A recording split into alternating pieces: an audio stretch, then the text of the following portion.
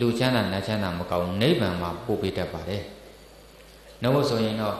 ငါးပေါ်ရငစားရှာနာမည်ကြီးဖို့ထင်ရှားကြိုးကြားဖို့ရှောက်လို့ရင်တော့လေအဲ့ဒါပါရမီမထိုက်တဲ့ဒါနလို့ခေါ်ပါတယ်။ဒါကြောင့်ပက္ခသနာမပြုတ်ပါနဲ့။တကယ်လို့တဲ့နေရာမှာပြုတ်ပါ။ဒါဥစဉ်နဲ့ဥစဉ်ဘဝရဲ့ဗေဒနဲ့ကံတရားစစ်ပွဲပေါ့။တချို့ကဆိုမှဒါအရှင်ဘုရားတို့ကယဟန်နေမို့ပါလူတွေဆိုရင်လူတွေလည်းရတာ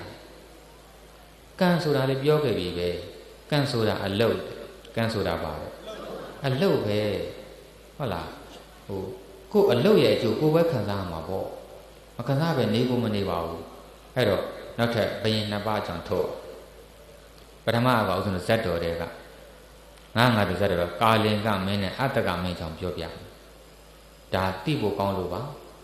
ကာလင်ကမင်းကအဲ့ဒီခေတ်ချိန်ကဇဗုဒေကျွန်းမှာတော့စစ်ရင်အကောင်းဆုံးနိုင်ငံကြီးဘယ်နိုင်ငံနဲ့စစ်တဲ့သူကြီးပဲနိုင်တယ်တိုက်ရိုက်ခိုက်လေပြေဝစစ်တဲ့လူတွေအင်မတန်မျိုးစစ်လက်နဲ့လူအင်မတန်ပေါ်များဒါသူကစစ်မတိုက်ရမနေနိုင်ဘူးဒီနိုင်ငံအားလုံးကလည်းသူ့ကြောက်တဲ့နိုင်ငံတွေကြီးပဲစစ်မတိုက်ပဲမနေနိုင်တော့ဒီနေ့ကျတော့ကာလေကမင်းကြီးကသူ့သမီးတော်အချောအလာ၄ယောက်ကိုမြင်ထားပေါ်တင်နောက်အဲ့ဒီတဝန်လာတစ်ခုရေးတယ်ပြီးတော့ဇဗုဒေတို့ကျွန်းလုံးနိုင်ငံနဲ့လှည့်ခိုင်းတယ်နိုင်ငံတစ်ခုဝင်တဝန်လာပေးလိုက်တဝန်လာရေးထားတာကဟောဒီသမီးတော်များကိုမိဖုရားမြောက်ရဲရင်မြောက်မိဖုရားမြောက်ရင်ကာလင်ကတိုင်းနဲ့စစ်တိုက်ရမယ်စစ်တိုက်ခြင်းလို့လိုက်စိတ်ခေါ်တာစစ်မတိုက်ရဲရင်တော့အဲ့သမီးတော်၄ယောက်ကိုဗန္နာငွေတွေဟုတ်လားယေဒနာရွှေငွေတွေ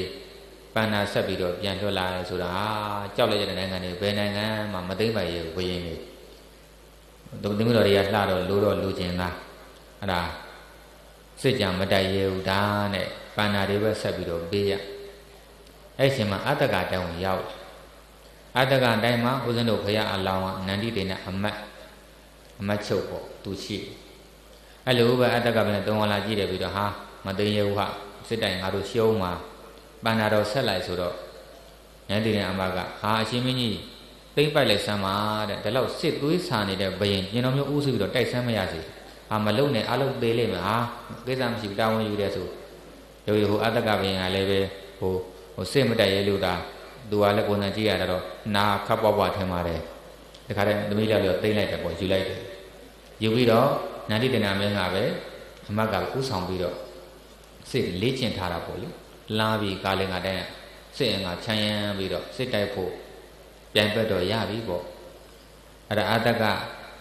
ဘယင်နဲ့နန္တိတေနာတိုင်ပင်ပြီးတော့နန္တိတေနာအမတ်ကယာတနာဘက်ကိုပေးလိုက်တယ်